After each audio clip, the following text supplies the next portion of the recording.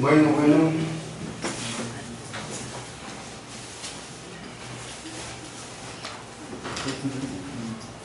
Le pedí al hermano Gerardo que hiciera esta lectura porque vamos a sacar nuestra enseñanza de ahí, del capítulo 1 de Marcos.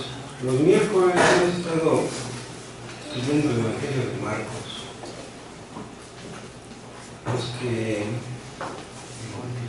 Los que normalmente no vienen los miércoles deberían de esforzarse en venir a escuchar.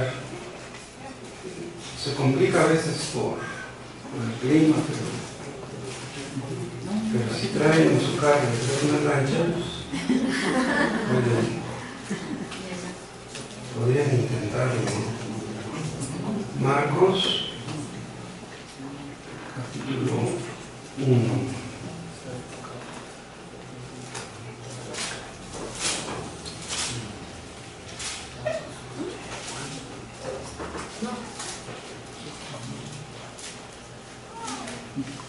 Vamos a hacer otra lectura ahí mismo, 14. Después que Juan fue encarcelado, Jesús vino a Galilea predicando el Evangelio del Reino de Dios, diciendo: el tiempo se ha cumplido y el Reino de Dios se ha acercado. Arrepentíos y creed en el Evangelio. Andando junto al mar de Galilea, vio a Simón y Andrés su hermano que echaban la red en el mar, porque eran pescadores, y les dijo Jesús: venid después de mí y haré que seáis pescadores de hombres. Y dejando luego sus redes, le siguieron. Pasando de ahí un poco más adelante, vio Jacobo, hijo de Zebedeo, y Juan su hermano, también ellos en la barca que remendaban las redes.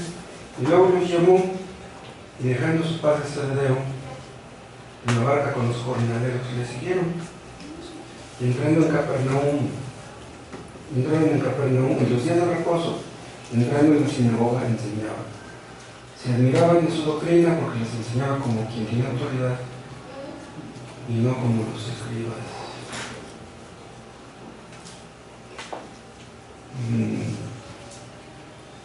Hasta ahí vamos a leer. Hay personas que terminan de leer el Evangelio de Mateo y después vuelven a leer el de Marcos para darse cuenta que Marcos habla de cosas que ya Mateo mencionó. Y se confunden algunos, dicen: ¿por qué? Si ya escribió esto Mateo, porque Marcos también. Y luego terminan de leer Marcos y pasan a Lucas y ven en Lucas que también dice cosas que ya dijo Mateo y que dijo Marcos. Y dicen: bueno, pues ¿qué está pasando? Marcos repite algunas cosas que ya dijo Mateo. Lucas repite cosas que ya dijeron Mateo y Marcos. ¿Pero por qué? Bien, hay 4 evangelios. Cada uno de ellos nos da una perspectiva diferente del ministerio de Jesús. Cada uno enfoca un aspecto diferente. ¿Por qué precisamente 4 evangelios? ¿Por qué no 3? ¿Por qué no 2? ¿Por qué no 5? ¿Se acuerdan cómo empieza el Evangelio de Mateo? Con la genealogía de Jesús, la lista de sus antepasados. Mateo escribe a judíos que quería él que entendieran que Cristo era descendiente de David.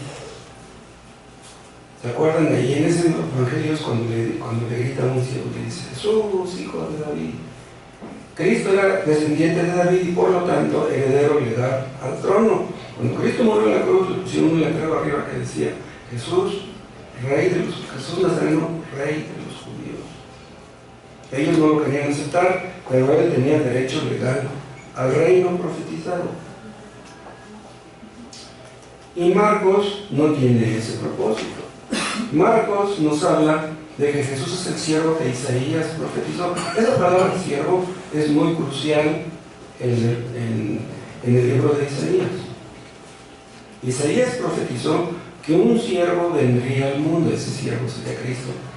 Pero ven, ¿por qué siervo? Cristo era Dios, Él estaba en el cielo, Él no era siervo de nadie, pero cuando vino al mundo, Él tomó forma de siervo.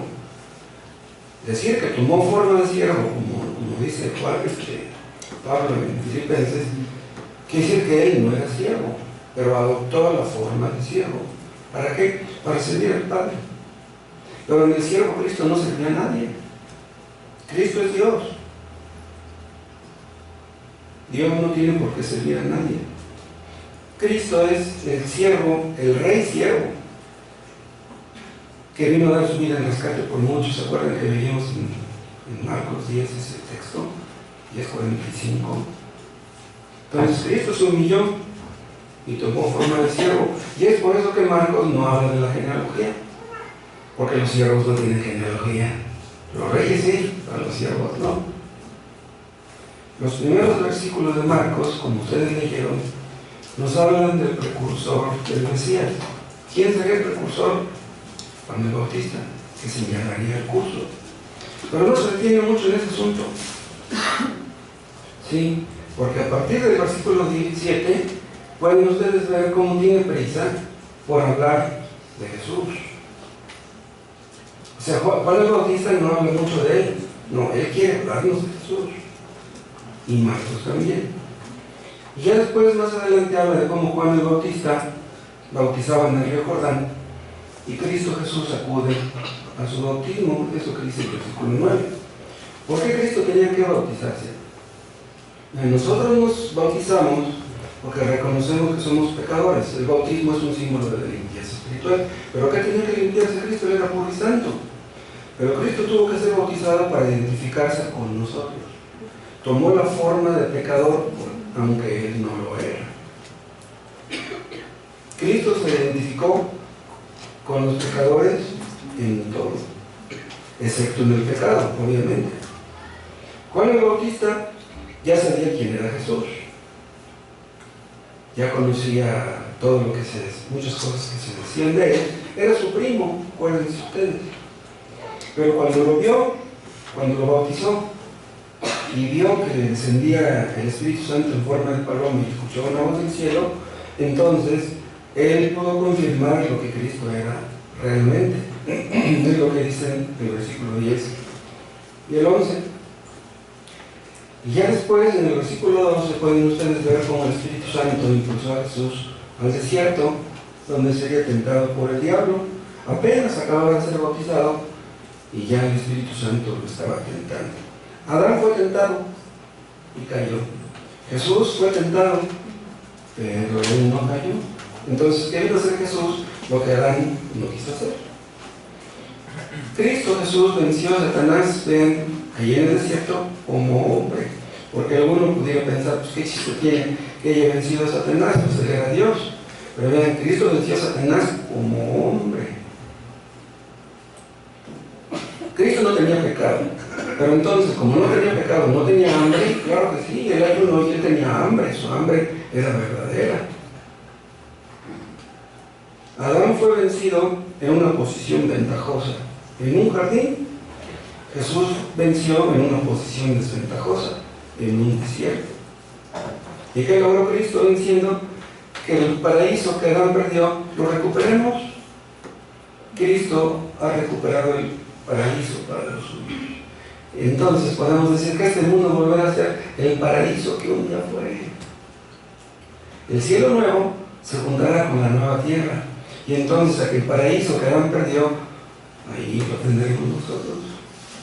Y después de la tentación, Jesús va a Galilea predicando el evangelio del reino de Dios. Es lo que dice el versículo 14. ¿Qué es lo que hizo el Hijo de Dios? A predicar el evangelio. Dios solamente tiene un hijo. Vean, Dios solamente tiene un hijo y es predicador. Que Dios nos diga eso a nosotros, ¿no? Por esas mismas fechas, Cristo empezó a sanar enfermos, resucitó muertos, caminó sobre las aguas. Por ese mismo tiempo multiplicó los panes y los peces. Pero Marcos no habla de eso. ¿Por qué? No. Marcos va directo al grano, ¿qué es lo que Él vino a hacer? ¿Qué era lo prioritario para Jesús? Predicar el Evangelio. Había muchos enfermos que sanar, mucha gente afligida, pero lo prioritario era predicar el Evangelio. ¿Qué quiere decir la palabra predicar? Proclamar en voz alta las buenas nuevas.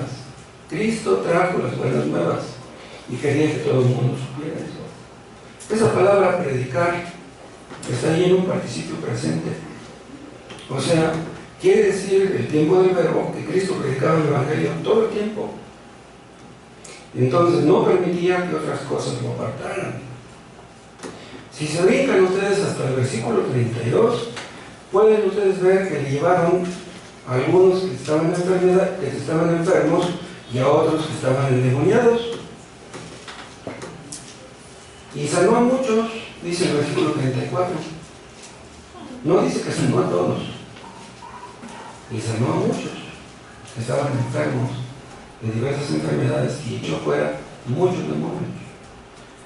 Pero eso no quiere decir que eso le quitara el tiempo para predicar el Evangelio, porque repito, para Cristo el Evangelio era prioritario. Y díganme, ¿de qué serviría que sanáramos nosotros enfermos si no predicamos el Evangelio? ¿De qué hubiera servido que Cristo sanara enfermos si no hubiera predicado el Evangelio? Últimamente, no todos los que Él sanó fueron salvos. Entonces es más importante que una persona se salva y no que se sana. ¿De qué serviría que una persona fuera sanada de una enfermedad terminal, de una enfermedad muy grave, y luego a fin de cuentas terminar en el infierno? Es por eso que predicar el Evangelio era prioritario para Él. Y dice en el 35 que se levantaba muy de mañana para orar. Vean, Él como hombre dependía de su Padre Celestial. Dios no depende de nadie, pero Él como hombre dependía. Eso de las dos naturalezas de Jesús es algo que hemos predicado en alguna ocasión y que ¿cómo podemos entender? Cristo era Dios, Cristo era hombre. Eso es algo que solamente ocurrió en Él y que nadie más puede ocurrir. Como hombre que era, Él tenía hambre, se cansaba, pero Dios no puede cansarse, Dios no puede tener hambre. Entonces, ¿cómo es que Él se cansaba y tenía hambre? Dice en el 36, y le buscó a Simón, y dice en el 37, y hallándole le dijeron, todos te buscan. Pero luego en la respuesta en el 38 les dijo, vamos a los lugares vecinos, para que predique también ahí, porque para esto he venido. Como diciendo, ni crean ustedes que yo vengo nada más a sanar enfermos, hay cosas más importantes. Cristo tenía su propia agenda y se ceñía fielmente a ella. La sanidad física de aquellos enfermos que Él sanó no garantizaba la salud espiritual. Hay personas que juran y perjuran de que Dios los ha sanado y no dejan su pecado. Entonces ustedes pensarán, esta persona dice, no, Dios me sanó, Dios me sanó. Pues ¿por qué no dejas tu pecado? Muchos piensan que si nosotros sanáramos aquí a los enfermos, esta iglesia se llenaría de gente. Esa es la intención de que la iglesia se llene de gente.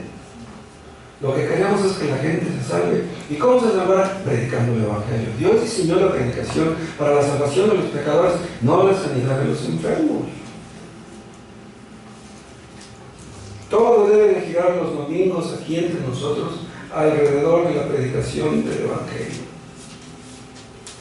Dios quiso salvar a los hombres por medio de la locura de la predicación, de la locura según los inconversos.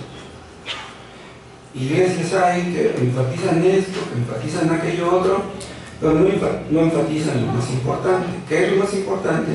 Predicar el Evangelio. Y no olviden, somos embajadores de reconciliación. Ese es el contenido del Evangelio. ¿Qué significa? Que eres pecador, has ofendido a un Dios santo, eres un enemigo de Dios, tienes que arrepentirte. Todo debe de girar alrededor de esto. No nos gusta que la gente se moleste con nosotros. Quisiéramos quedar bien con todo el mundo, pero no se puede. Si les decimos la verdad, que son pecadores y que están en peligro, ¿cómo les va a dar gusto? ¿Qué es lo que predicaba Jesús? Dice en el 15, diciendo: el tiempo se ha cumplido y el reino de Dios es cercano. Arrepentíos y creed en el Evangelio. ¿Qué cosa es el Evangelio? Las buenas noticias de salvación. Algo grandioso que ocurrió en la historia. Algo grandioso que irrumpió en la historia y que transformó para bien la vida de los hombres. ¿Saben qué hubiera pasado si Cristo no hubiera venido? Ya no existiríamos desde cuándo. Esto ya se hubiera acabado. Ya nos hubiéramos comido unos a otros desde hace siglos. Cristo vino porque si no hubiera venido, nadie se hubiera dado. Vean, estas son las buenas noticias del Evangelio, las buenas noticias que predicamos. El cristianismo verdadero tiene ese propósito. En comparación con las religiones falsas que te ofrecen consejos, que te dicen que te portes bien, que te dicen que te vas a salvar esforzándote y haciendo buenas obras. Las demás religiones solamente te ofrecen consejos, pero Cristo no vino a traernos consejos. El Evangelio no es un consejo, es un anuncio de lo que Cristo ya hizo en la cruz. Todo ya está hecho. Y esa es la noticia más extraordinaria que puedes escuchar jamás. Y si no crees que lo sea, lo creerás un día si mueres sin arrepentirte. No hay nada mejor que esto, que Cristo murió en la cruz para salvar a los pecadores. Pero para que tú entiendas eso, tienes que reconocer que eres pecador. Pero si tú no puedes ver eso, si tú no puedes entender que eres pecador realmente, ¿cómo vas a acudir al Salvador? Cristo vino al mundo para enderezar lo que estaba torcido, y vaya que lo estaba, por culpa de Adán. Dios mismo tuvo que venir a este mundo en la persona de su Hijo para romper el dominio del pecado. ¿Quién puede con esto? El pecado es la fuerza más poderosa del universo después de la de Dios. Dice en el 15: el tiempo se ha cumplido y el reino de Dios se ha acercado. Esta frase, el reino de Dios, se menciona 14 veces en el Evangelio de Marcos. ¿Qué cosa es el reino de Dios? El gobierno de Dios en el corazón de los hombres. Ya lo que estoy diciendo, en el corazón. Los judíos querían un gobierno, pero literal, un gobierno militar, un gobierno político. Cristo nos vino a traer un reino espiritual, y ese es implantado en el corazón de todos los que creen en Él, en todos los que se someten a Él. Pero ¿por qué vino a traer el reino? Entonces, antes de que Cristo viniera, ¿no existía el reino? Claro que sí. Dios nunca ha dejado de ser rey. Algunos piensan que sí. Algunos piensan que quien gobierna o que quien ha gobernado en siglos anteriores es Satanás. En realidad Dios nunca ha dejado de gobernar. Pero el reino de Dios habla de algo espiritual, de una obediencia que nosotros como súbditos le rendimos a nuestro rey. Y eso es algo espiritual, eso es algo espontáneo. Eso es algo que Dios obra en nosotros, que solamente los creyentes pueden hacer. Adán y Eva no quisieron obedecer a Dios. ¿Por qué? Porque no quisieron sujetarse a la soberanía. Ellos quisieron ser pequeños soberanos. Y hasta la fecha todos los inconversos, los ateos, los paganos, son esclavos de su pecado. Creen ser libres, creen ser reyes, creen ser soberanos, pero son esclavos. Entonces, como les digo, Cristo vino a enderezar lo que Adán torció. ¿Quién ha de reinar? Es Dios. No somos nosotros no somos Dios. Adán y Eva se rebelaron, no quisieron someterse al soberano. ¿Qué pasó? Inmediatamente sufrieron las consecuencias de su rebeldía. Imagínense ustedes cómo se sentirían Adán y Eva cuando vieron muerto a Abel. Han dicho: mira las consecuencias de nuestro pecado. Ven a su hijito muerto allí en un charco de sangre. Pero Dios les prometió a Adán y a Eva que enviaría al mundo al Redentor. Y la historia del Antiguo Testamento es la historia de la venida de ese Redentor. Cada libro de la Biblia nos habla de la preparación de ese Redentor que vino en el primer capítulo de Mateo. El rey que vendría a redimirnos. De ese mismo rey Redentor es el que nos habla aquí Marcos. Todos los creyentes verdaderos, los creyentes fieles del Antiguo Testamento, ellos sabían que vendría ese Redentor. Todos lo sabían. Y lo creían. Y aún muchos inconversos lo creían, o más bien lo sabían, pero no lo creían realmente. Los creyentes verdaderos del Antiguo Testamento entendían, vean, que el Redentor que vendría, que el siervo que vendría, asumiría nuestras culpas. O sea, ellos entendían que ellos no podían pagar por sus culpas, que tendría que venir alguien a pagar por ellas. La deuda impagable, la deuda del pecado, ningún ser humano puede pagarla, pero el Mesías la pagaría en la cruz. ¿Y qué haría cuando Cristo muriera en la cruz? ¿Qué aseguraría, por medio del llamamiento eficaz que yo mencioné brevemente hace 8 días, que nos sometiéramos a Él voluntariamente? Por naturaleza nadie quiere ir a Dios. Por naturaleza nadie quiere obedecer a Dios. A todos nos gusta nuestra vida. El pecado es bonito, el pecado es atractivo. Por naturaleza nadie irá a Dios, nadie irá a Cristo hasta que Dios intervenga. Ahí se ve el llamamiento eficaz. Cuando Dios quiere salvar a una persona, hace todo lo posible para que esa persona sea salva. De manera que una persona que no quería ir a Cristo, Dios hace que quiera. Pero ¿cómo? ¿Cómo una persona que durante años no quiso ser cristiana, de repente tiene ganas de hacerlo? ¿Quién obra eso en su corazón? Solamente Dios. Dios es increíble. Dios puede hacer lo que nadie puede hacer. El Padre envía a su Hijo a morir en la cruz por los pecadores, pero Él sabía, Él no era ingenuo, Él sabía que voluntariamente nadie iría a Él, nadie creería en Él, a menos que Él mismo hiciera algo extra. O sea, no bastaba con que enviara a Cristo a morir por los pecadores, tenía que hacer algo más. Y eso lo menciona David en el Salmo 110. Este salmo es uno de los que más se mencionan en el Nuevo Testamento.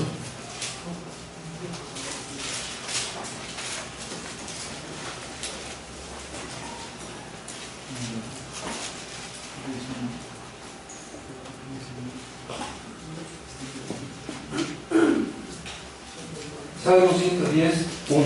Jehová dijo a mi Señor, o sea, Jehová dijo a Cristo, ¿no? O el Padre dijo al Hijo, siéntate a mi diestra hasta que ponga a tus enemigos por estrado de tus pies. Esto es lo que ocurrió después de que Cristo murió y resucitó. Ascendió a los cielos y se sentó a la diestra del Padre. ¿Hasta cuándo? Hasta que ponga a tus enemigos por estrado de tus pies. ¿Quiénes son los enemigos? Los que no quieren obedecer a Cristo. Entonces, ¿qué es lo que está haciendo Dios ahorita? Poniendo por estrado de sus pies a los enemigos de Cristo. Y dice el 2: Jehová enviará desde Sión la vara de tu poder. La vara es un símbolo de autoridad, de dominio. Domina en medio de tus enemigos. O sea, domina en medio de aquellos que no quieren obedecerte, que no quieren sujetarse a ti, que no te quieren reconocer como rey. Pero vean, comparen lo que dice el 2 con lo que dice el 3. Tu pueblo se te ofrecerá voluntariamente en el día de tu poder. ¿Quién es tu pueblo? No los judíos, se refiere a los creyentes verdaderos, los escogidos. Dice, tu pueblo se te ofrecerá voluntariamente. ¿Cuándo? En el día de tu poder. O sea, Dios manifiesta su poder y su poder hace que vayamos a Cristo voluntariamente. Este es el llamamiento eficaz. No queríamos ir. Entonces, nuestra voluntad que era obstinada, que era rebelde, que se resistía, que se oponía, Dios la convence, Dios nos convence y nos hace ir a Cristo.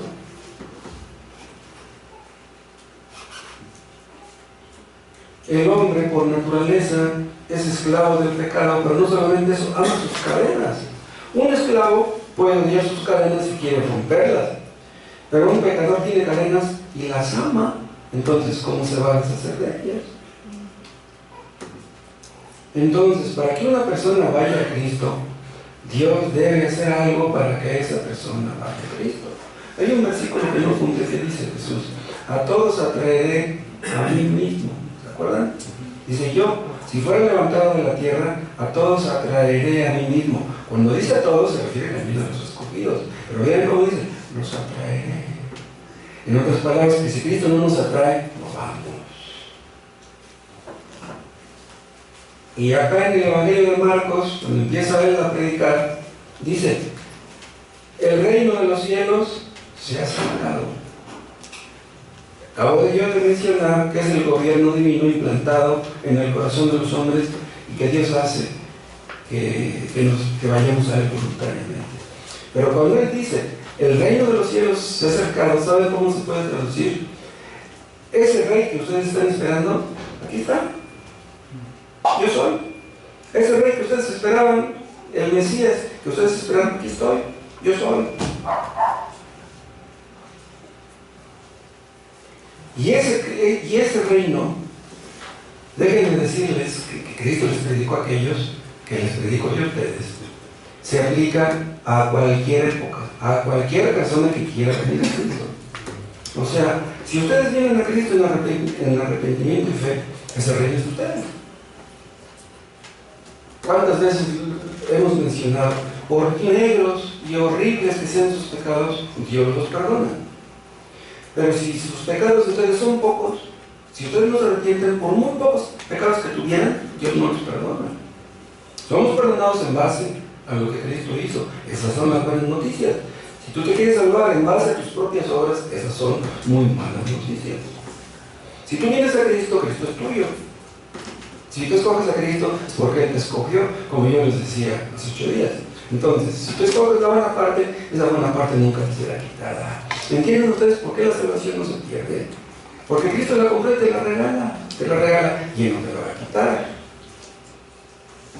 Si ustedes realmente creen esto, que el reino de los cielos se ha acercado, que Cristo es el Rey, entonces vengan a Cristo, ríndanse, pongan sus armas de rebelión, Dios los perdonará.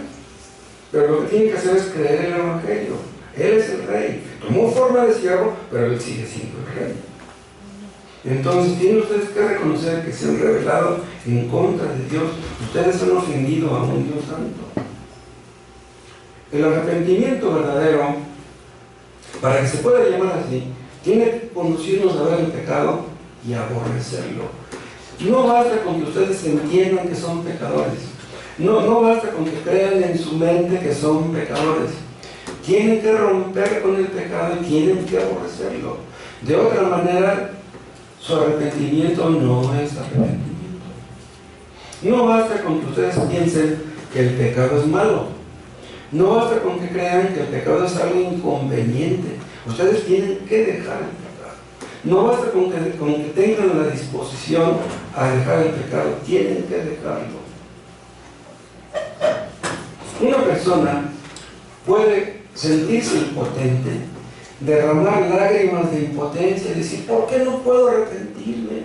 Si yo sé que estoy mal, ¿por qué no puedo dejar mi pecado? No basta con que tú creas eso, no basta con que lamentes lo que has hecho, no basta con que llores de desesperación, tienes que dejar el pecado. Por ti mismo nunca lo lograrás, pero eso es exactamente lo que Dios quiere que entiendas, que por ti mismo no puedes romper el dominio del pecado. Si fuera posible, para que vino Cristo al mundo. Dios envió a su Hijo a morir por pecadores, pero si tú no quieres ser pecador, entonces Cristo no murió por ti.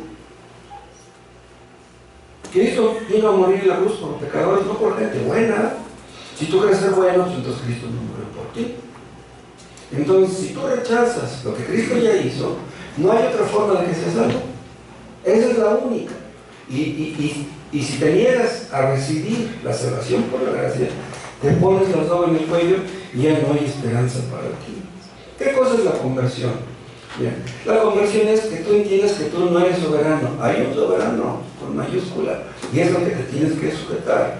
Tienes que reconocer su autoridad. Tú no tienes ninguna. Tú no eres dueño de ti mismo, no eres dueño de nada. Él es el dueño de todo. Tienes que reconocerlo. Cristo debe reinar en nuestras vidas, en cada área. Él es nuestro dueño, nos guste o no. Si ustedes reconocen y aceptan y entienden y creen que Cristo es su dueño, entonces los van a sujetar a su gobierno, a su soberanía, su reino. Él es el rey, nosotros no lo somos.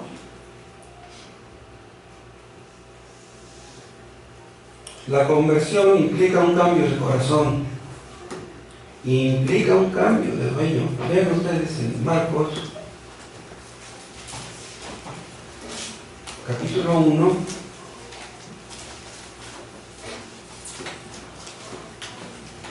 vean el versículo 17.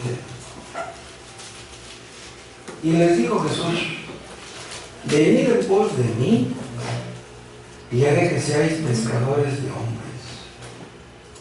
Vean lo que Jesús les dice a Simón y a Andrés, su hermano, que estaban echando la red en el mar. Ellos eran pescadores. Dice: vengan en pos de mí. Y luego dice el 18: dejando luego sus redes, le siguieron. Esta palabra luego quiere decir inmediatamente. Ellos entendieron rápido que Cristo era el Mesías y dejaron sus redes y le siguieron. Ellos serían pescadores. Ellos eran pescadores. Pero Cristo les dice: yo haré que ustedes sean pescadores de hombres. Pero vean, cuando Cristo se acercó a ellos estaban allí en la orillita del mar de Galilea. Alrededor de ese mar de Galilea vivía mucha gente que vivía de la pesca. Era un lugar de mucho comercio, mucha gente vivía de la pesca. El mar de Galilea no es muy grande, mide más o menos 21 metros de largo por 13 de ancho. Pero dicen los que saben que hay peces ahí, que hay muchísimos peces que no hay en ninguna otra parte. Pero si había tanta gente y había tantos pescadores, ¿por qué puso sus ojos en estos pescadores nada más? ¿Por qué nada más en estos? ¿Saben por qué? Porque Cristo fue a buscarlos a ellos. ¿Eran mejores que los demás pescadores? No, nadie es mejor que nadie. Cuando Cristo fue a buscar a la samaritana, que cruzó la línea fronteriza y entró en Samaria, estaba esperando a la samaritana, pero aquella samaritana era mejor que otra samaritana. ¿Cómo iba a ser mejor? Pero Cristo fue a buscarla a ella, y a estos pescadores Cristo los fue a buscar. En otras palabras, Cristo sabía que estos pescadores eran escogidos, eran sus ovejas. Bueno, no eran ovejas, los hizo ovejas, y los llama a un entrenamiento. Les dice Jesús en el 17: venid en pos de mí y haré, dice, que seáis pescadores de hombres. O sea, los llamó a una capacitación, a un entrenamiento. Y dice en el 18 que dejaron sus redes de inmediato. Y hace lo mismo después con otros dos en el 19. Pasando de ahí un poco más adelante, vio Jacobo, hijo de Zebedeo, y a Juan su hermano, también ellos en la barca que remendaban las redes. Y luego los llamó, así como había llamado antes a Simón y Andrés, también llama a Juan y Jacobo. Y dejando a su padre Zebedeo, dice, en la barca con los jornaleros, le siguieron. Entonces, ven, aquí hay un ministerio particular, un llamado particular. Pero vean, esto que hizo con estos 4 pescadores es lo mismo que Cristo hace con todos los que llama. No estoy diciendo que nos llama a un ministerio particular a ser apóstoles o algo así. Simplemente nos llama a seguir a Jesús. En otras palabras, si ustedes quieren ser cristianos, tienen que seguir a Jesús. Y seguir a Jesús implica hacer lo que dice. Menos que esto, no puede ser cristianismo. No todos somos llamados a dedicarnos al ministerio de tiempo completo. Pero todos los cristianos somos llamados a seguir a Cristo, con lo que eso implica. ¿Sí? Porque para unos puede costar muchísimo, para otros no tanto, pero de todas maneras negarnos a nosotros mismos y hacer la voluntad de Dios. Hay personas que creen o que dicen que creen en Cristo, pero que no le siguen. ¿Cómo puede uno demostrar que uno es cristiano cuando uno sigue a Cristo? Este llamamiento que Cristo les hace, vean, es un llamamiento soberano, por lo que les acabo de mencionar. Dios quiso llamarlos a ellos. de tantísimos que habría por ahí, solamente llamó a 4. ¿Se acuerdan cómo los dice más después? Ustedes no me eligieron a mí, yo los elegí a ustedes. Y eso se aplica a todos. Todos los que llegan a ser salvos son salvos porque Dios los escogió a ellos, no porque ellos hayan escogido a Jesús. Nosotros le amamos a Él porque Él nos amó primero. El amor de Cristo es la causa, el amor nuestro es el efecto. Le amamos como consecuencia de que Él nos amó, porque si Él no nos hubiera amado, nosotros nunca lo hubiéramos amado a Él. Ahora Cristo, vean, está eligiendo a sus alumnos para capacitarlos. Los rabinos de aquel tiempo no escogían a sus alumnos, no, los alumnos escogían a sus rabinos. No, aquí es al revés, Cristo es la parte, no, Cristo escoge a sus alumnos. Él es Dios. No hay ningún maestro como nuestro maestro. Cristo tomó la iniciativa en la salvación de los suyos, y eso es lo que hace la salvación de todos. Los haya llamado a lo que los haya llamado. Y déjenme decirles otra cosa. Antes de que una persona sea llamada al ministerio, tiene que ser llamada a la salvación. Esto puede ser de gratis, o puede parecer de gratis, pero tenemos que decirlo. Hay personas que quieren ser pastores y ni siquiera son salvos, que ven el pastorado como un negocio y ni siquiera son salvos. No, antes de que tú pongas tus ojos en el ministerio, pon tus ojos en Cristo. Tú tienes que cerciorarte de que eres salvo. Ya después Dios se encargará de ti. Si una persona llega a ser salva, sea quien sea, es porque Cristo puso sus ojos en esa persona. Pero imagínense, que Dios, el creador del universo, ponga sus ojos en alguien como nosotros. Somos salvos no porque nosotros hayamos puesto nuestros ojos en Él, sino al revés. Bien, yo les decía hace rato que su amor es la causa de nuestro amor. Nosotros le amamos porque Él nos amó. Yo les hablaba de legalismo hace algunas semanas. El legalismo invierte los términos. Los legalistas dicen, tú tienes que hacer algo para ganarte el amor de Dios. No podemos hacer nada. Nunca podremos nosotros merecer el amor de Dios. Si Cristo no hubiera obrado en nuestros corazones, ¿saben qué? No estuviéramos aquí alabando. ¿En dónde estuviéramos? Aún anduviéramos con nuestros vicios, con nuestras maldades, si Él no hubiera puesto sus ojos en nosotros. Ustedes pregúntense, ¿por qué tengo parientes, primos, vecinos que no son cristianos? Y yo sí. ¿Por qué ellos no son cristianos y yo sí? Porque Dios así lo quiso, así de sencillo. ¿No hay otra explicación? Entonces, ¿qué estoy diciendo? Que es un llamado soberano. Pero no solamente es un llamado soberano,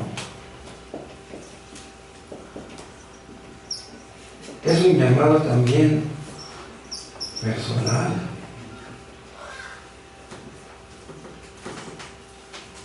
Vean cómo les dice.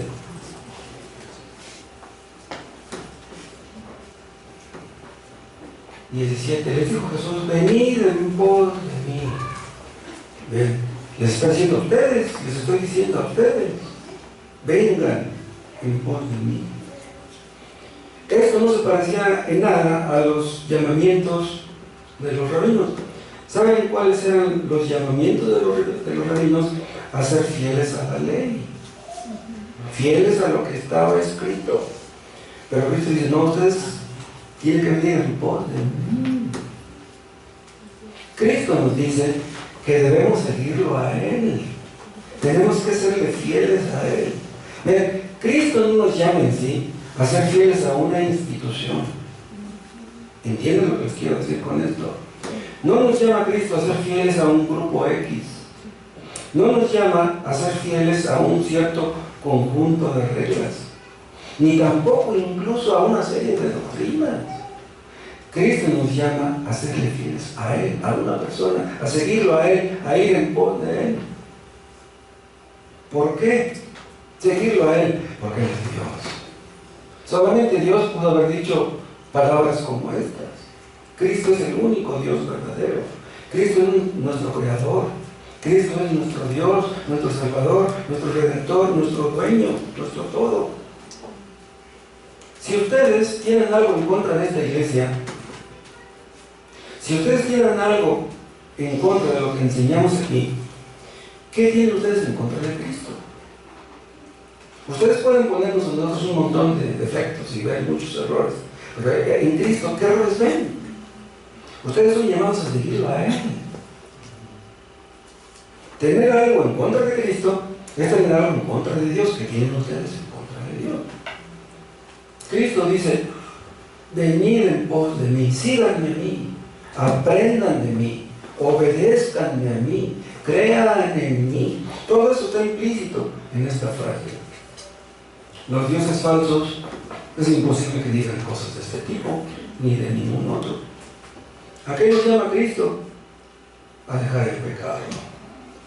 Primeramente, a que te arrepientas. No puedes seguir a Cristo si no entras por esta puerta.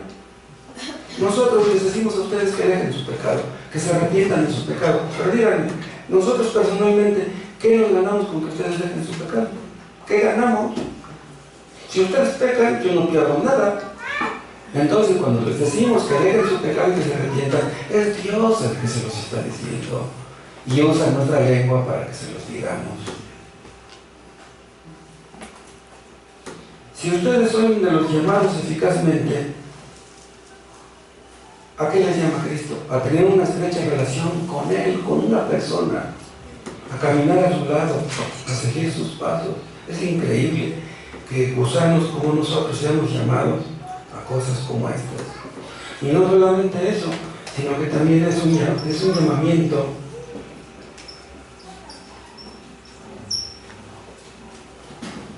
incondicional. ¿Por qué incondicional? Porque inmediatamente lo dejaron todo y lo siguieron. O sea, no lo cuestionaron. No le dijeron: ay, Señor, pues aquí me gano mis centavitos. ¿Cómo me pides que deje aquí mi trabajo? ¿Cómo te voy a seguir por esto? Además, si te sigo, ¿qué va a ser de mí? Más adelante, vean, más adelante, casi la gran mayoría de los apóstoles murieron como mártires. Pero en ese momento Cristo no les dijo que iban a morir como mártires. Nada más les dijo: vengan en pos de mí. ¿Qué hubiera sucedido si Cristo les hubiera dicho: sí, vengan, pero ¿saben qué? Que dentro de unos poquitos años ustedes van a morir? Nosotros, cuando llegamos a ser convertidos, no sabíamos lo que iba a venir después. Y a lo mejor, si alguien nos lo hubiera dicho, a lo mejor nos hubiéramos echado para atrás. Pero Cristo les dice a estos discípulos: venid en pos de mí. Y ellos lo dejaron todo y ¡pum!, lo siguieron. Ustedes han leído el libro de Isaías. ¿Se acuerdan que creo que en el capítulo 6, cuando Isaías ve una visión donde está Dios ahí con los ángeles y los querubines, y dice: ¿a quién enviaremos? Dios ve cómo está la situación del mundo y dice: ¿a quién enviaremos? ¿Se acuerdan lo que dice Isaías? Dice: heme aquí, dice, envíame a mí. Pero ven cómo fue que Isaías le dice a Dios: heme aquí, dice, aquí estoy, envíame a mí. Isaías no dijo: oye, Señor, si yo me ofrezco a ir, prometes que me vas a cuidar, que me vas a bendecir, que vas a suplir todas mis necesidades. No. Isaías le dijo: aquí estoy, envíame a mí. ¿Por qué lo mandó Dios? Por eso lo mandó Dios. Cuando Dios manda, el hombre obedece y punto. No hay cuestionamientos. Ustedes que han estado en el ejército, en la marina, díganme, ¿qué pasa si un capitán le da una orden a un soldado y no quiere obedecer? ¿Qué pasa? Isaías dice, pensaría: Señor, yo no sé el costo que tengo que pagar por seguirte, pero aquí estoy, mándame, que venga lo que venga. ¿Qué ministerio el de Isaías? Ese libro de Isaías es un libro increíble. Isaías estaba dispuesto a obedecer, costara lo que costara. Eso es seguir a Cristo. Cuando Cristo dice: vengan en pos de mí, dice: Ustedes ya saben lo que les digan. A lo mejor por eso muchos no quieren ser cristianos. Dicen, no, está duro. Mejor hay que se les quede. ¿Seguiremos a Cristo si nos parece conveniente? Eso no sería seguirlo. ¿Seguiremos a Cristo si nos promete que seremos ricos? No hay ningún versículo donde Dios nos prometa que nos va a hacer ricos. Y si alguno piensa, bueno, Señor, mira, yo te voy a obedecer en esto y en esto, pero por favor, en esto no te metas, en esto déjamelo a mí. No, tenemos que obedecer en todo, incondicionalmente, o todo o nada. Dios no va a aceptar menos que el 100% de nuestras vidas. A los tibios los vomita de su boca. Seguir a Cristo cuesta mucho, pero ¿saben qué? No seguirle cuesta más. Ustedes saben. Las condiciones las pone Él, no podemos ponerlas nosotros. Y si el camino por donde Cristo nos lleva no nos gusta mucho, ¿por qué tendría que gustarnos? Él sabe lo que es mejor. Él es sabio, nosotros no. Él sabe lo que es bueno. Lo que nos queda es tomarnos de su mano y que Él nos guíe. Dios no comete errores. Cristo no comete errores ni tampoco injusticias. Y supongamos, hermanos, vean esto que les voy a decir. Supongamos que Cristo nos llamara a morir por Él. ¿Sería eso una injusticia? ¿Sería una injusticia? ¿Por qué? ¿Le pertenecemos a Él? ¿Cómo sería eso una injusticia? Si fuéramos nuestros propios dueños, diríamos, oye, pues, ¿qué te pasa? ¿Qué derecho tienes tú? Pero no, le pertenece a tú.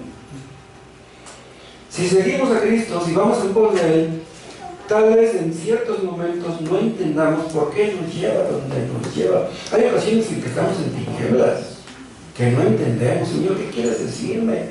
¿Por qué estoy en esta situación? No entiendo. Ilumíname, dame luz. Pero hay ocasiones que aunque le pidamos tales cosas, no entendemos. El asunto es que no preguntes, cállate, tú sigue a Cristo. No te quejes, no te conmiseres, tú sigue a Cristo. Él lo sabe todo y nosotros no sabemos nada. Y otra cosa también es un llamado, vean, permanente.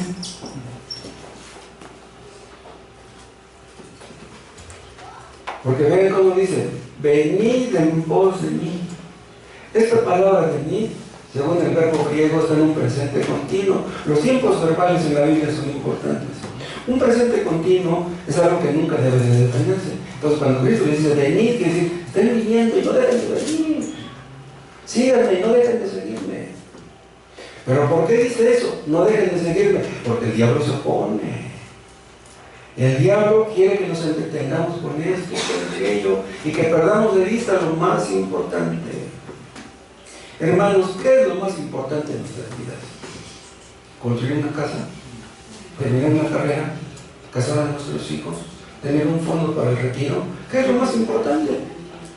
Lo más importante es obedecer a Cristo, cueste lo que cueste. Pero el diablo dice, no, que mira, que aquí está la feria de las vanidades, y está muy bonita, y mira este pantano, mira, te vas a distraer ahí, vas a echarte tus clavados, y vas a ser feliz. Siempre el diablo interviene tratando de estorbar nuestra obediencia. Pero Cristo dice, vengan en pos de mí, los 7 días de la semana, las 24 horas de cada día, los 365 días de cada año, todos los días. Los cristianos somos cristianos a toda hora y en todo lugar. ¿Acaso seguimos a Cristo nada más los domingos? ¿Acaso somos seguidores de Cristo nomás en las mañanas cuando oramos un ratito antes de irnos a trabajar?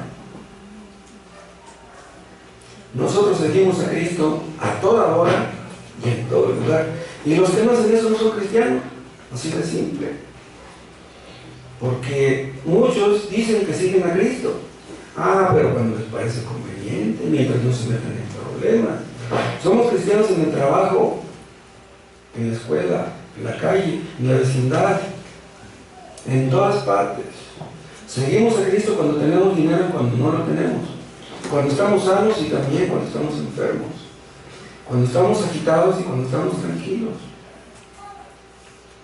No, nuestro tiempo libre, nuestro entretenimiento es gobernado por la voluntad de Dios. Y vean, es un llamado a una labor extraordinaria. Es un llamado extraordinario.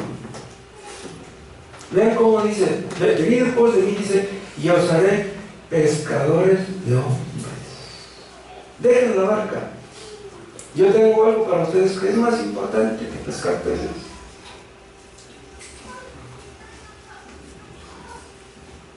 Si seguimos de cerca a Cristo, ¿saben qué va a pasar? Que lo vamos a valorar.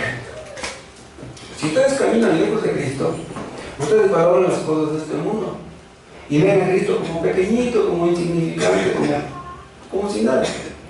Pero cuando ustedes se acercan a Cristo y entienden quién es Él, y cuando sus ojos son abiertos y se van enamorando de Cristo, entonces ven a Cristo como más importante que todo. Y entonces cuando ustedes aman a Cristo, lo que quieren es que otros lo amen también. Ustedes están enamorados, pues quieren que los demás se enamoren también. Que puedan amar al que nosotros amamos. ¿Qué es lo que se requiere para que seamos pescadores de hombres? ¿Que tengamos muchos conocimientos? No. Si tú eres cristiano, tú amas a Cristo. Con que tú ames a Cristo, desearás que otros lo amen.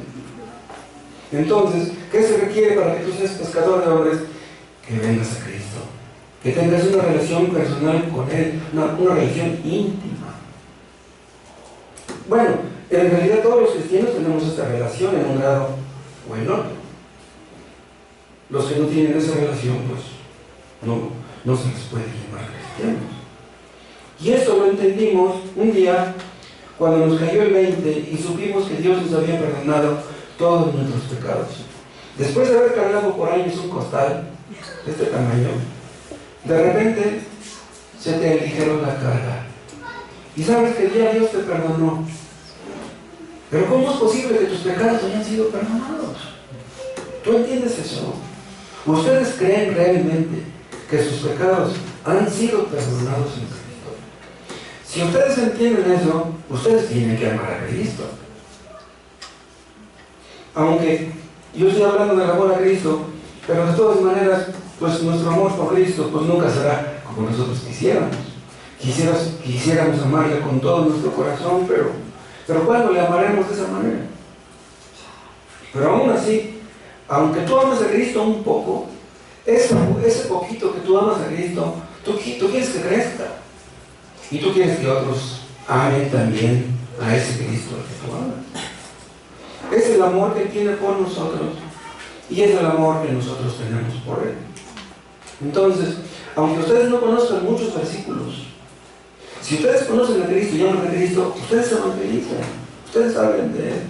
Acuérdense, les pongo otra vez el ejemplo del ciego de nacimiento que recibió la vista, ¿se acuerdan? Tenía unos pocos minutos de haber recibido la vista, acababa de ir al estanque de Siloé, se lavó los ojos y regresó viendo. Entonces lo mandaron llamar los sumos sacerdotes y le dijeron, oye, ¿tú eres el que estaba ciego? Dice, sí, yo soy. Dice, ¿y cómo es que recibiste la vista? El ciego de nacimiento dio testimonio delante de los sumos sacerdotes. Él sabía lo que litigaba. Se exponía a que lo corrieran en la sinagoga, como ocurrió después. Le preguntaron los sumos sacerdotes, ¿dónde está el que te dio la vista? ¿Qué contestó? Dice, no sé. Si a ustedes les hacen una pregunta y no lo saben contestar, admítanlo.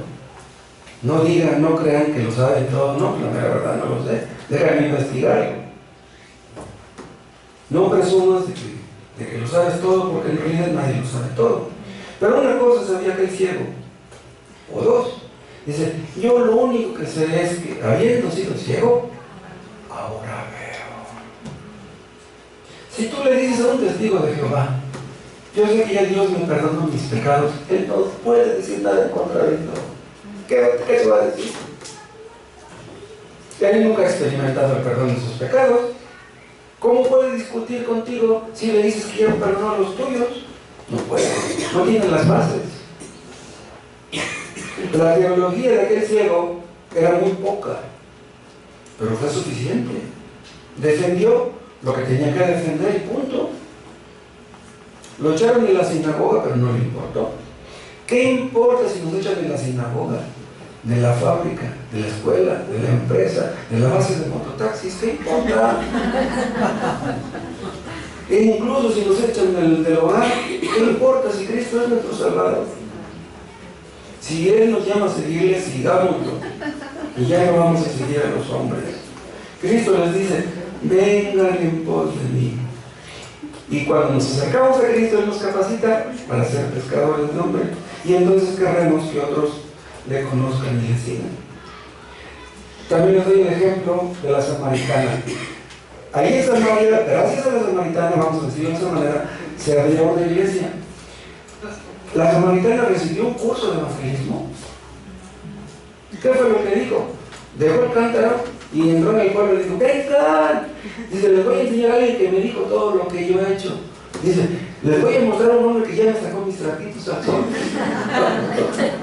Y se abrió una iglesia en Samaria. Pero vean, la samaritana era una mujer promiscua que había vivido con muchos hombres y Dios la usó para levantar una iglesia en Samaria. Dios usó a una mujer de mala fama para levantar una iglesia. Es increíble lo que Dios puede hacer.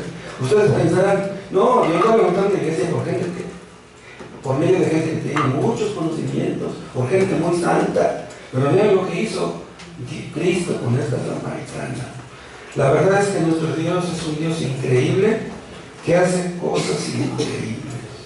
Y otra cosa, la samaritana no estaba segura que Jesús fuera el Mesías, porque les dice, ¿no será este el Cristo? Dice, a lo mejor es. Los samaritanos sabían que vendría un Mesías.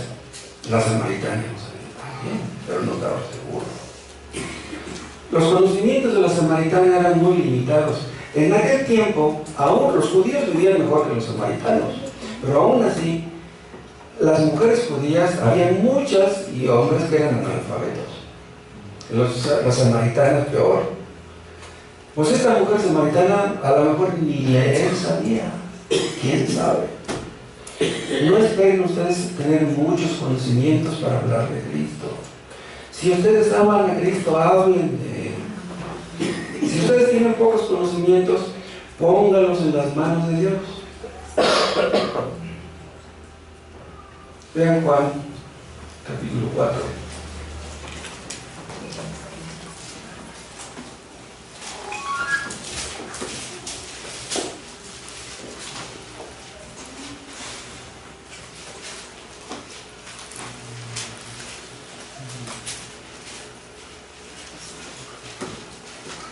Juan 4:39. Muchos de los samaritanos de aquella ciudad creyeron en Él, en Jesús, por la palabra de la mujer que daba testimonio diciendo, me dijo todo lo que he hecho. Para decir una mujer así todo lo que ha hecho se necesita valor. ¿Sí o no? Ustedes díganle a la vecina, oye vecina, yo sé que tú has vivido con muchos hombres, te va a dar una cachetada. No, pues a ti qué te importa. No. Cristo nos llama a arriesgarnos. Evangelizar es un arriesgue. Bueno, en realidad, el oficio del pescador es un arriesgue. Oye, deja la tierra firme, te subes en el barco y te vas por allá, o estás arriesgando tu vida. Dios nos manda a arriesgarnos de lanzar las redes del Evangelio y pescar. En una ocasión se acuerdan que los discípulos estaban echando la red y no pescaban nada. La lanzaban y nada. Pero de repente, vean, Juan 21.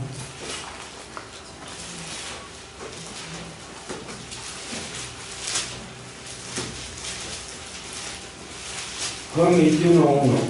Después de esto, Jesús se manifestó a través de sus discípulos junto al mar de Tiberias. Es el mismo mar de Galilea, ¿no? Y se manifestó de esta manera. Estaban juntos Simón Pedro, Tomás, Mateo, Natanael, etc. Entonces a sus discípulos, Simón Pedro les dijo, voy a pescar. Ellos le dijeron, vamos nosotros también contigo. Fueron entraron en una barca y aquella noche no pescaron nada. Cuando llegó amaneciendo, se presentó Jesús en la playa, mas los discípulos no sabían que era Jesús. Y les dijo: hijitos, ¿tenéis algo de comer? Y le respondieron: no, no hemos pescado nada. Él les dijo: echad la red a la derecha de la barca y hallaréis. ¿Cómo? ¿Que ellos no habían echado la red a la derecha? ¿Nomás la habían echado a la izquierda? Dice: echad la red a la derecha de la barca y hallaréis. Entonces la echaron y ya no la podían sacar por la gran cantidad de peces. Entonces aquel discípulo, quien Jesús amaba, dijo a Pedro: es el Señor. Simón Pedro dijo: es el Señor. Se ciñó la ropa, echó en el mar, y los otros discípulos vinieron con la barca, arrastrando la red de peces, pues no distaban de tierra sino como 200 codos, menos de 100 metros. Al descender a tierra, vieron brasas puestas y un pez encima de ellas y pan. Jesús les dijo: traed los peces que acabáis de pescar. Subió Simón Pedro y sacó la red a tierra, llena de grandes peces, no eran charales, 153. Y aún siendo tantos, la red no se rompió. 153 peces. Esto habla de la grandiosidad de Dios, de la misericordia de Dios, del poder de Dios. La red no se rompió. ¿Qué diríamos nosotros si en una predicación se salvaran 153 personas? Predicamos muchas veces y luego no se convierte en ninguno. Pero ahí vean, ellos en un lanzar la red sacaron 153. Dicen que en un año, en los años del avivamiento, creo que en 1866, no estoy muy seguro, en un año en Londres, en la iglesia de Spurgeon, se llegaron a convertir 1000 personas. En un año. La red que ellos tenían era una red muy grande. Hermanos, debemos ir a buscar los peces. Los peces no van a venir aquí. Debemos ir a los llanos y lanzar la red. Los peces no andan buscando la red. No debemos esperar nosotros que la gente venga voluntariamente al culto. Debemos buscarla. Debemos darles un proyecto, debemos orar por ellos y debemos invitarlos a venir. Invítenlos a que vengan al culto. No esperen que haya un culto especial para invitarlos. Cada 8 días invítenlos. Predíquenles lo que ustedes sepan del Evangelio. O no saben lo que es el Evangelio. Estos apóstoles, estos pescadores apóstoles, ellos conocían los riesgos de la pesca. La pesca implica riesgos. Ellos sabían muy bien de los mareos, sabían de las tempestades.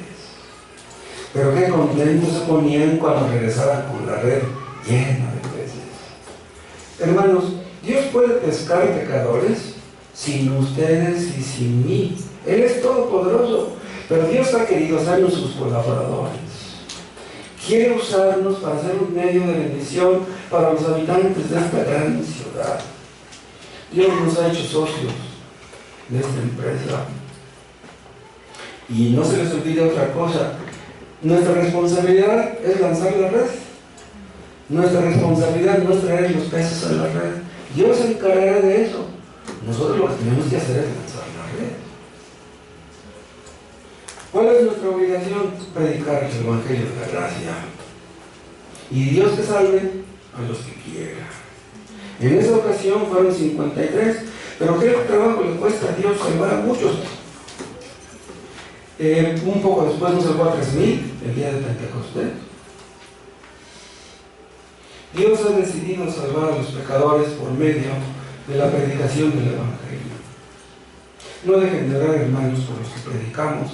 Pongamos los resultados en las manos de Dios. El Evangelio es poder de Dios para salvación, dice Pablo. Si Dios ha de salvar a los pecadores, será a través del Evangelio. Dice Sugel Michelin que habla él de un hijo, de un pastor, que se apartó de Dios, se alejó de Dios. cayó en el alcohol, cayó en la droga. Y su padre era pastor. Pero ¿qué creen? Andaba en la mala vida cuando un amigo se le acercó y le mandó un versículo de Romanos. Nomás le mandó un versículo de Romanos. ¿Y qué creen que pasó con este hijo del pastor? Que leyó ese versículo y dijo, voy a leer Romanos. Entonces fue a su casa con la intención de leer Romanos, pero pues pasó por la vinatería, se compró una botella y tantita marihuana y llegó a su casa. ¿Y qué creen? Se puso a leer Romanos y cuando llegó al capítulo 10 de Romanos cayó de rodillas y le pidió perdón a Dios. Lo que Dios puede hacer, el poder de Dios. Nosotros no sabemos quiénes son escogidos. Esos marihuanos que están tirados en el suelo, ustedes pensarán que nunca serán salvos. ¿Y quién les dice que no? Ustedes saben desde el Evangelio. Y no solamente es extraordinario, vean, es radical. ¿Por qué? Porque dice, dejando todo, dejando a su padre, dejando la barca, todo, le siguieron. Vuelvan a Marcos 2, 1:20, perdón. Luego los llamó, y dejando a su padre Zebedeo en la barca con los jornaleros, le siguieron. Bien, si ve jornaleros, quiere decir que es una barca grandecita. Jornaleros son trabajadores. Quiere decir que Zebedeo tendría sus centavitos, porque es un barco grande, no cuesta poco. Pagar jornaleros, pues. Pero dejaron todo y le siguieron. Eso fue una decisión muy radical. ¿Saben ustedes por qué? Porque no solamente dejaron la barca, dejaron a su padre. La relación de los hijos con sus padres entre los judíos era algo muy distintivo de esa raza. La identidad de los judíos radicaba en eso precisamente.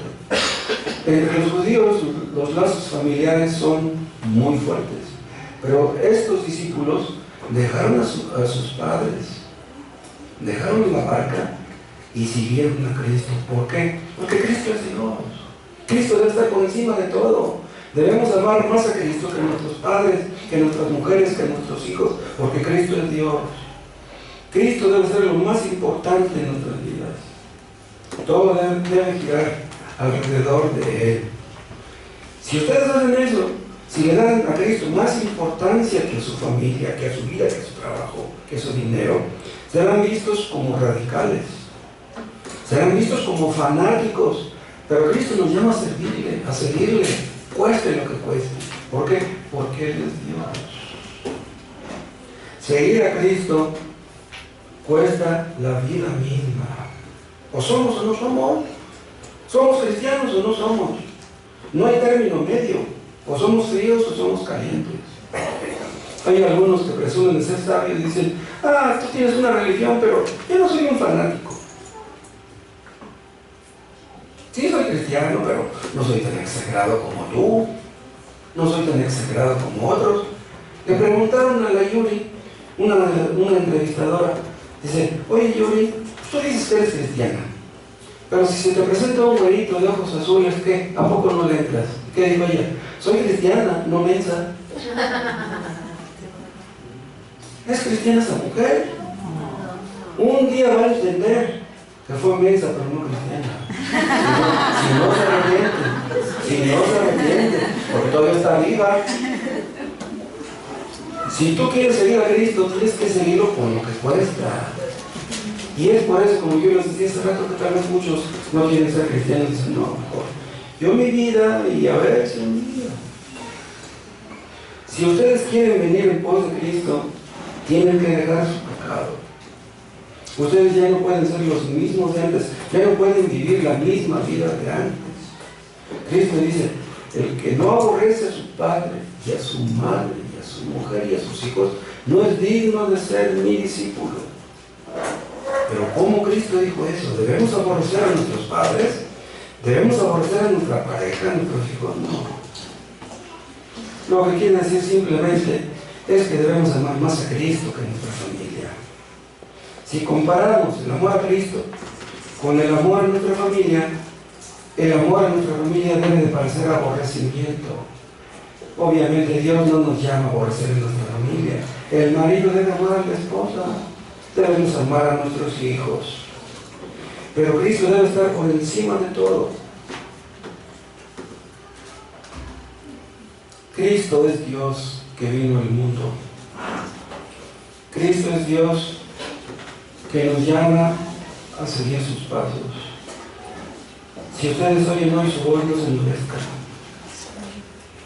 Si yo les digo una vez más que se arrepientan de su pecado, no dejen que pase más tiempo, háganlo. No endurezcan su corazón. Si Cristo no es Dios, olviden esto. Si la Biblia no es la palabra de Dios, olviden esto. Pero si Cristo es Dios y les dice, vengan en pos de mí, háganlo. Vengan a Cristo, crean en el Evangelio, dejen su pecado, confíen en Él, obedézcanlo a Él. No sea que el día de mañana ya no quiera llamarles. Y cuando ustedes le busquen a Él, la puerta se haya cerrado.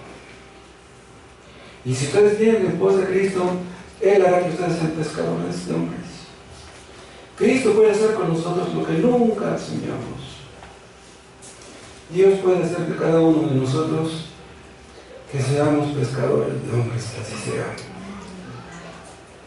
Y que su nombre sea glorificado aquí entre nosotros. Oremos. Oh Padre, bendito seas, gracias por tu palabra. Haz esto, Padre, que seamos pescadores de hombres en verdad. Que seamos agradecidos por tu salvación, por tu gran salvación. Que podamos crecer en nuestro amor por ti, en nuestra gratitud. Que podamos ser instrumentos útiles en tus manos para la salvación de muchos. Que podamos ver, Padre, a nuestros parientes inconversos, a nuestros vecinos, con los ojos con los que tú los ves. Que podamos tener compasión de ellos. Y no permitas, Padre, que nos apartemos en pos de las vanidades de este mundo, sino que consideremos tu llamamiento como lo más importante, y que un día tendremos que darte cuenta. Te lo pedimos en el nombre de Cristo Jesús.